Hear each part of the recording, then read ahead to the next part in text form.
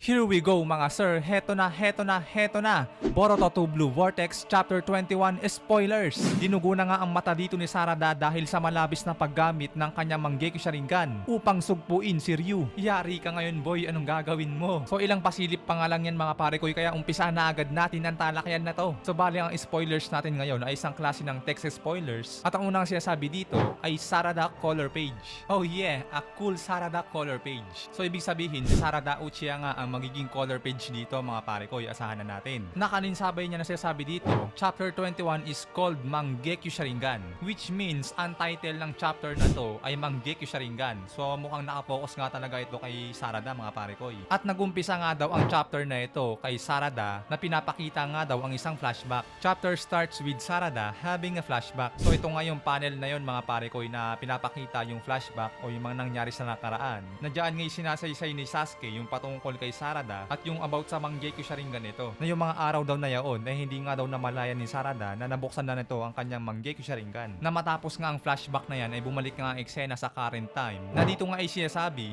any attack aim at Sarada gets sucked by the portal. So ibig sabihin guys, basically lahat ng ginawang pag-atake ni Ryu dito kay Sarada hinihigop nga lang ng Mangekyou Sharingan nito at nilalagay dun sa portal. Na ang isa pang sinasabi dito, Sarada can create many portals. Sheesh, napakaangas mga pare ko. Hindi lang pala isang portal ang kayang gawin ni Sarada. So parang ano lang no, parang Avengers na nagbukas ng maraming portal. But anyway, di pa naman tayo sigurado kung anong klaseng portal ngayon. Basta sinasabi rin dito na kaya nga netong higupin yung mga bagay-bagay. At kalinsabay niyan sinasabi pa dito, increase their size and crush the target with it. Men, ang angas. Nag-i-increase daw ang size ng portal ni Sarada. At the more na lumalaki ito ay parang mas minawasak nga nito ang kanyang target. Sheesh, napakaangas. Nakalinsabay nga niyan ay ang kasunod naman na sinasabi dito, Sarada seems to be able to select a target as Ryu was getting sucked. Men, yari ka ngayon, lalong umangas to. Dahil mukhang kaya nga daw ni Sarada na piliin lamang kung sino ang kanyang magiging target at ginawa nga niya ito kay Ryu na parang nilalamon. Men, plus points na naman to para kay Sarada dahil mukhang wala ngang palag sa kanya si Ryu dito. Kaya sa bagay din yan ay matinding sinasabi nga dito sa kasunod, Ryu get crushed by Sarada's Mangekyou Sharingan power and she bleeds on her eye. Men, plus points na naman. Dahil mukhang tinuluyan na nga talaga ng todo ni Sarada si Ryu.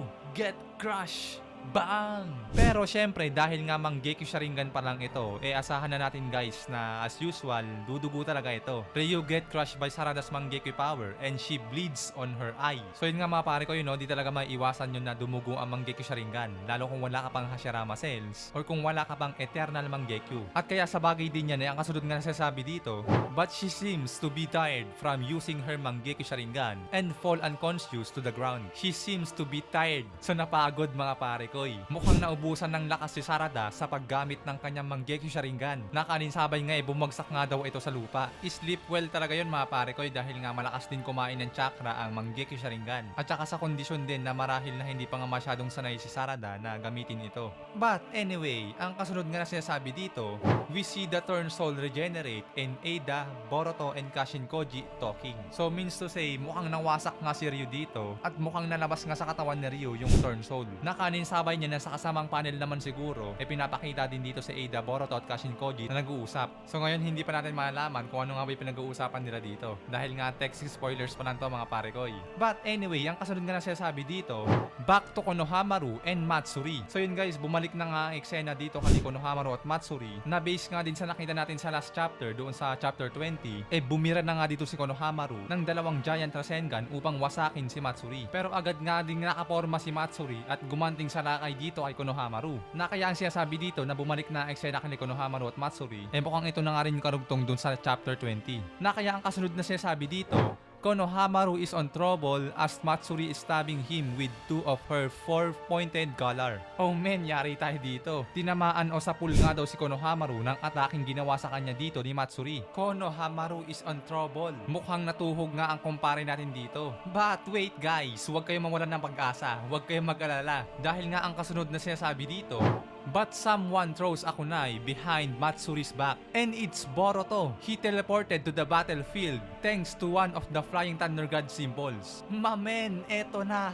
ang hinihintay natin. Ang muling pagpapakita o pagbabalik ng ating bida na si Boruto. So yun nga no, basically siya sabi dito na binakapan lang nga ni Boruto si Konohamaru laban kay Matsuri. Dahil nga sinabi kanina 'di ba na si Konohamaru ay nasa alanganing sitwasyon nga. Konohamaru is in trouble. Na marahil din siguro na ito ngayon pinag-uusapan nila Eida, Kashin Koji at Boruto kanina. Na maaring itong na nga rin yung nakita ni Eida na nasa alanganing sitwasyon nga si Konohamaru. Na sinabi naman niya dito kay Kashin Koji at Boruto. Kaya napilitan na siguro si Boruto na pumunta sa lugar na yon. At isalba na nga ang kanyang teacher na si Konohamaru. Mabilisan lang yan mga sir dahil nga Flying Thunder God ang ginamit ni Boruto upang makapag-teleport agad at makapunta ng iglapan sa kanyang teacher na si Konohamaru. Thanks to the one of the Flying Thunder God symbols. So kung matandaan nyo guys no, dahil nga mga simbolo yung ginagamit ni Boruto para magawa niya makapag-teleport sa mga lugar. At syempre dahil nga nagawa ngang makaback up o nakarating na nga si Boruto dito, ang kasunod nga na nangyari na sasabi dito mga pare ko ay heto na. Boruto cuts Matsuri in pieces. Kashin Koji is sweating talking.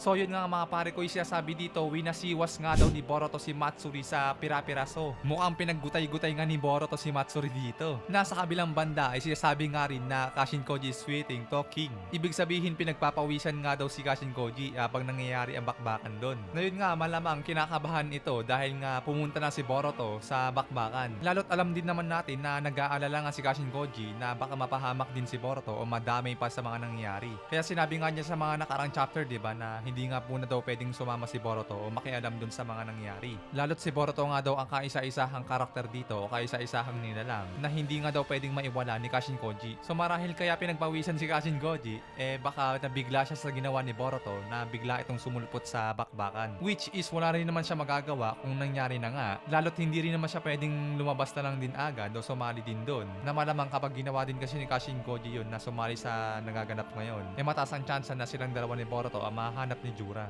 And speaking of Jura, ang kasunod nga na sinasabi dito mga pare ko, then Jura says, something like you have you shown up, Otsutsuki Boruto. So ayun nga mga pare ko ang huling bagay na sinasabi dito na mukhang nakatunog o natunugan na nga ni Jura kung nasaan na nga ba si Boruto. So ito nga rin yung sinabi natin kanina mga pare ko na kung bakit hindi nga rin pwedeng bastang sumali na lang din si Kashin Koji sa bakbakan. Kumbaga sila kasing dalawa ni Boruto yung alas dito. Kaya magiging super delikado pa kung pati siya pupunta doon. At dalawa na silang maaaring makana ni Jura. So ito na nga rin na magiging panimula ng pinakadelikadong parte na naman ni Boruto dahil matik guys. Matik yan na pupunta nga si Jura kung nasaan nga si Boruto. Walang pag-aalinlangan pupunta agad yan. Walang pag-aalinlangan na pupunta agad ito upang kanain at tapusin na nga si Boruto. Kaya ang pinaka-best way dito na naisip natin dalhin na agad ni Boruto si Konohamaru at mag-dagger out na agad sila. Alis na agad sir, wala tayong palag kay Jura. Pero syempre dahil nga winasiwas nga ni Boruto si Matsuri, mas maganda ditong gawin nila muna is makuha na muna nila yung turn soul bulb ni Matsuri para maibalik na nga din nila si Moigi. So something like that mga pare ko no? At yun nga guys ang ating spoilers para dito sa Boruto 2 Blue Vortex Chapter 21. At para sa mas malinaw pa o mas maayos na detalye, atin ngang abangan ang full review para sa chapter na ito. Hanggang dito guys, maraming salamat. Sana nag-enjoy kayo. Keep safe palagi. Anime Tagalog Talakayan nagpapaalam.